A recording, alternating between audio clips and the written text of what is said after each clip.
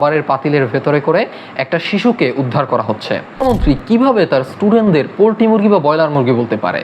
হাসনাত আবদুল্লাহর মতো একজন হাই প্রোফাইল পলিটিক্যাল পারসন, আমাদের মন্ত্রী মাননীয় শিক্ষামন্ত্রী, তিনিও অত্যন্ত হাই প্রোফাইল একজন পলিটিক্যাল পারসন, তাকে উদ্দেশ্য করে বলছে তিনি নাকি টেন্ডারবাজ, স্ট্যান্ডবাজ।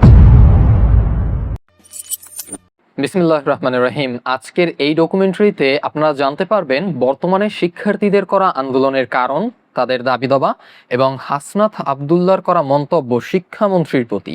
তিনি সরাসরি শিক্ষামন্ত্রীকে টেন্ডারবাজ বলে আখ্যায়িত করেছেন। আমাদের একজন শিক্ষামন্ত্রী আমরা পেয়েছি স্ট্যান্ডবাজিতে উস্তাদ এবং টেন্ডারবাজিতে উস্তাদ, এবং এর প্রভাব দেশের প্রতি, এর ইম্প্যাক্ট কি। প্রথমে আলোচনা করব বর্তমানে করা শিক্ষার্থীদের এই আন্দোলনের কারণ সম্পর্কে। বর্তমানের চট্টগ্রামের বন্যা পরিস্থিতি সম্পর্কে আশা করি আপনারা সকলেই অবগত আছেন।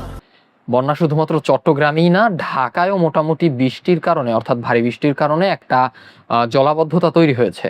তো চট্টগ্রামের বন্যা পরিস্থিতি এতটাই ভয়াবহ যে সেখানে উদ্ধার কার্যক্রম চলছে, আর সেই উদ্ধার কার্যক্রমের একটা ফুটেজ আপনাদের দেখাতে হয়। এইখানে দেখা যাচ্ছে একটা পাতিলের ভেতরে করে, খাবারের পাতিলের ভেতরে করে একটা শিশুকে উদ্ধার করা হচ্ছে। এটা সত্যি অনেক হৃদয় বিদারক একটা বিষয়। আর এই বন্যা পরিস্থিতির ভিতরেই বর্তমানে এইচএসসি পরীক্ষা চলমান।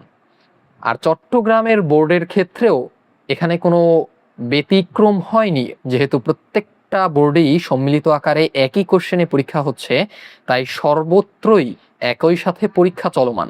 চট্টগ্রামেও একইভাবে পরীক্ষা চলমান ছিল, যেখানে শিক্ষার্থীদেরকে পানি ডিঙিয়ে, কোমর পরিমাণ পানি পেরিয়ে দেখা যাচ্ছে পরীক্ষা দিতে যেতে হচ্ছে, যেটা সত্যি অনেক অস্বস্তিকর পরিবেশ একটা।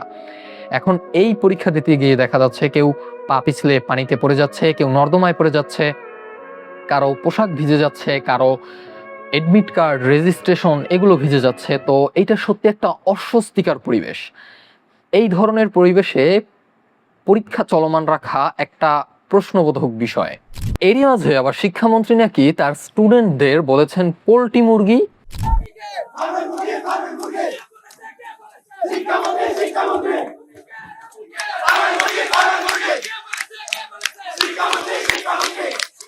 বা ব্রয়লার মুরগি বলে আখ্যায়িত করেছে। এখন একজন শিক্ষামন্ত্রী কিভাবে তার স্টুডেন্টদের পোল্ট্রি মুরগি বা ব্রয়লার মুরগি বলতে পারে? যদিও এই বিষয়টা আমি 100% শিওর না তিনি বলেছেন কিনা, তবে শিক্ষার্থীরা এইটাই দাবি করতেছে। এছাড়াও শিক্ষার্থীদের আন্দোলনের আরো অনেক বড় এবং গুরুত্বপূর্ণ একটা কারণ হচ্ছে প্রশ্নপত্রের ভুল। এখন এইটা আমি আপনাদেরকে একটু সুন্দরভাবে এক্সপ্লেন করি। মনে করুন আপনি একজন শিক্ষিত মানুষ এবং আপনার ছেলের বা আপনার মেয়ের বা আপনার সন্তানের ভবিষ্যৎ নির্ভর করতেছে একটা প্রশ্নের উপর। এখন সেই প্রশ্নটা আপনার তৈরি করতে হইবে। তখন সেই প্রশ্নটা আপনি কিভাবে তৈরি করবেন? নিশ্চয়ই সেখানে এতটাই গুরুত্ব দিবেন যে সেখানে একটাও ভুল আপনি রাখবেন না। তারপরও আপনি মানুষ, আপনার দ্বারা ভুল হইতেই পারে, কেননা মানুষ মাত্রই ভুল। কিন্তু যারা এই প্রশ্ন তৈরি করে, বোর্ড প্রশ্ন, তারা তো আর একজন মানুষ না, তাদের তো একটা কমিটি থাকে। তো সেখানে এই রকমের হওয়া উচিত, আমি মনে করি, যে ফিজিক্সের টিচার ফিজিক্সের কোশ্চেনটা তৈরি করলো, তারপরে সেই কোশ্চেনটা তার জুনিয়র বা তার সিনিয়র বা অন্য কোনো আরেকজন ফিজিক্সের টিচার দিয়ে সেটা চেক করাইলো। এখন দেখা গেছে যে তৈরি করছে তার কাছে হয়তো বা প্রশ্নের ভুলটা ধরা পড়লো না, কিন্তু চেক করতে গিয়ে নিশ্চয়ই প্রশ্নের ভুলটা ধরা পড়ে যাবে। তখন এইভাবে ফিল্টার আউট কইরা প্রশ্নগুলো একদম নির্ভুল, যেহেতু এটা বোর্ড কোশ্চেন এবং এটা লাখো শিক্ষার্থীর ভবিষ্যতের, তাদের ভবিষ্যৎ জীবনের প্রশ্নের বিষয় এটা, তো এটা এইভাবেই ফিল্টার আউট করে বের করা উচিত। তো এইখানে আমি মনে করি যারা প্রশ্ন তৈরি করে সেই কমিটির বা বোর্ডের নিশ্চয়ই ল্যাকিংস আছে বা ইররস আছে, এবং এইটা অবশ্যই তাদের বিবেচনায় নিয়ে দেখা উচিত। আচ্ছা, এই বিষয়টায় আপনার মতামত কি? আমার মতামতটা তো আমি দিলাম, আপনারটাও আপনি একটু কমেন্টে প্লিজ জানাই যাবেন, নোট করে, একটু কষ্ট করে জাস্ট। আর তার পরবর্তী বিষয় হচ্ছে খুবই গুরুতর এবং মারাত্মক বিষয়, যেটা হচ্ছে আমাদের হাসনাত আবদুল্লাহর মতো একজন হাই প্রোফাইল পলিটিক্যাল পারসন, আমাদের মন্ত্রী মাননীয় শিক্ষামন্ত্রী, তিনিও অত্যন্ত হাই প্রোফাইল একজন পলিটিক্যাল পারসন, তাকে উদ্দেশ্য করে বলছে তিনি নাকি টেন্ডারবাজ, স্ট্যান্ডবাজ। আমাদের একজন শিক্ষামন্ত্রী আমরা পেয়েছি স্ট্যান্ডবাজিতে উস্তাদ এবং টেন্ডারবাজিতে উস্তাদ। হাঁটু সমান পানিতে, বুক সমান পানিতে 2026 সালের এইচএসসি পরীক্ষার্থীদের আপনি ডুবিয়ে ডুবিয়ে আপনি পরীক্ষা দিতে বাধ্য করেছেন।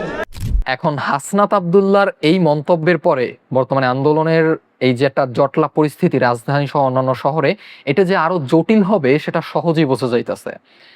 তো এই সব কিছুর পরে আমাদের বাংলাদেশের উপরে কি ইম্প্যাক্ট পড়তেছে এইটা আমাদের সবার আগে চিন্তা করা উচিত, কেননা আমাদের বর্তমান প্রাইম মিনিস্টারের একটা স্লোগান হচ্ছে সবার আগে বাংলাদেশ। এটা সত্যিই কিন্তু গুরুত্বপূর্ণ একটা টপিক। এখন যেই টপিকটা নিয়ে আমরা আলোচনা করব সেটা এই পুরো ভিডিওর সব থেকে গুরুত্বপূর্ণ টপিক, এবং আপনাদের এইটা মাস্ট বি আপনাদের বিবেচনায় নেওয়া উচিত। দেখেন, বর্তমানে আন্দোলনের যে একটা অস্থির অবস্থা চলতেছে, এর ফলে শিক্ষার্থীদের সহ আমাদের দেশের সকলেরই ক্ষতি হচ্ছে। শিক্ষার্থীরা, জেনুইন শিক্ষার্থীরা অবশ্যই আমাদের দেশের সব থেকে মূল্যবান এবং অত্যন্ত দামি একটা সম্পদ। তাদের বিষয়টা আমাদের বিবেচনায় রাখা উচিত, এবং এই বিষয়ে এখন পর্যন্ত অফিসিয়াল থেকে তেমন কোনো প্রকার পদক্ষেপ নেওয়া হয়নি, যেহেতু এটা অত্যন্ত সেন্সিটিভ একটা বিষয়। কিন্তু খুব দ্রুতই আমি মনে করি সমাধানের দিকে যাওয়া উচিত। কিন্তু এইখানে একটা কিন্তু আছে। এই আন্দোলনে যেভাবে সকলে সম্পৃক্ত হচ্ছে তাতে বোঝা যায় যে এই আন্দোলন আরো অনেক জটিল পরিস্থিতিতে রূপ নিতে পারে। তো এই আন্দোলন যদি আরো জটিল হয়, এখানে অলরেডি কিছু কিছু ভিডিও ফুটেজে দেখা যাচ্ছে নন আইডেন্টিফাইড বিভিন্ন পারসন স্টুডেন্টদের নাম করে আন্দোলনে যোগদান হচ্ছে। তো এখানে যে বাংলাদেশের দুষ্কৃতকারীরা বা যারা টেররিস্ট আছে, যারা বাংলাদেশের ক্ষতি চায়, তারা যে এই আন্দোলনে যোগ দিবেন এবং তাদের উদ্দেশ্য হাসিল করতে চেষ্টা করবে না, এর কোনো গ্যারান্টি নেই। সুতরাং আমাদের সকলের সচেতন হতে হবে, আর সর্বোপরি আমাদের সব দিক বিবেচনা করে একটা সুষ্ঠু সমাধানের দিকে এগিয়ে যেতে হবে। না কোনো মারামারি, না কোনো হানাহানি, এইটাই হলো আমার আহ্বান। আর এই ডকুমেন্টারিটায় আমি তেমন কোনো রিসার্চ করতে পারিনি, খুব অল্প সময়ের ভিতরে মূলত আমি আপনাদের বর্তমানের এই আন্দোলনের পরিস্থিতিটা তুলে ধরার চেষ্টা করছি।